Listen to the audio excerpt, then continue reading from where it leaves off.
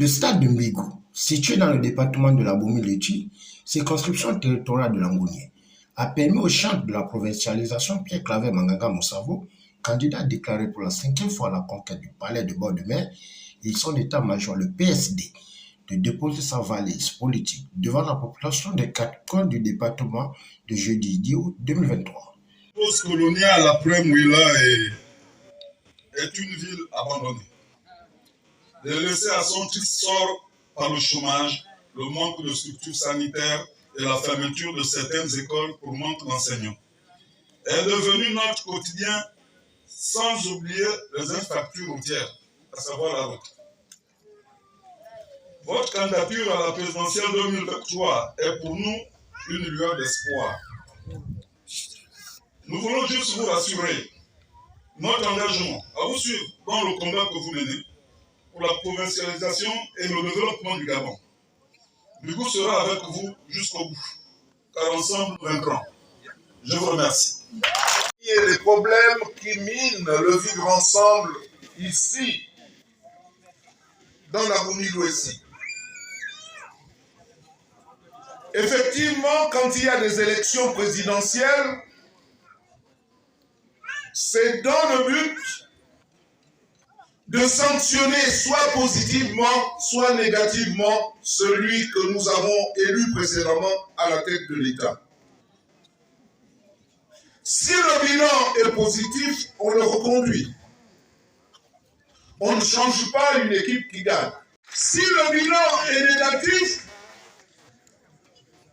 on ne va pas soutenir de nouveau ce candidat parce qu'il aura tristement échoué. En effet, ça fait 14 ans qu'Ali Bongo est à la tête de l'État. Les 5 premières années ont été un échec. Oh, il faut quand même reconnaître qu'il a tenté de faire la route Port-Gentil-Yombi. Mais cette route s'est arrêtée à Omboué. Après la présentation des candidats à la foule, le Bouvier de Moutassou n'a pas hésité de présenter son projet de la provincialisation, système de gouvernance basé sur le développement des provinces. C'est-à-dire qu'il ne peut pas aller en classe supérieure, à la limite, il doit être exclu. La provincialisation est la solution.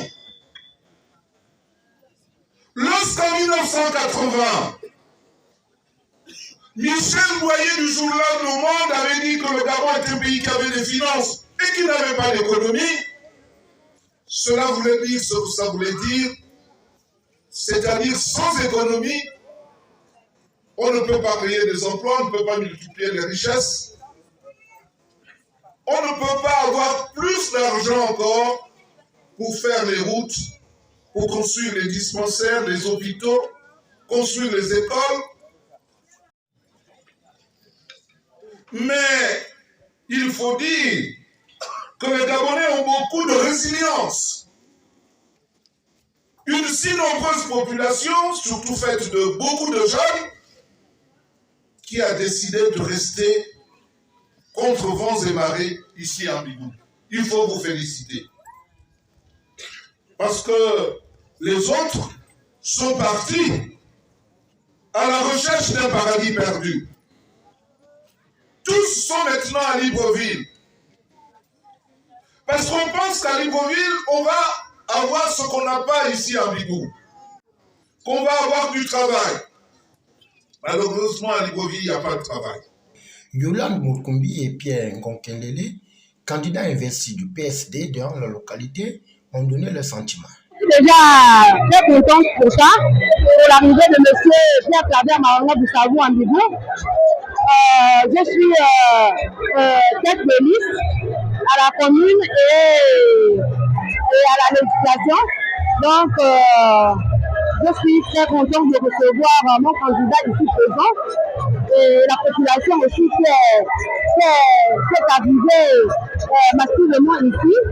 vraiment, ça me fait plaisir parce que nous voulons un changement pour la provincialisation. Bon, par rapport aux élections qui arrivent, je demande à la population de Mbibi de voter massivement pour nos candidats, Pierre-Claver Maranga Musavou.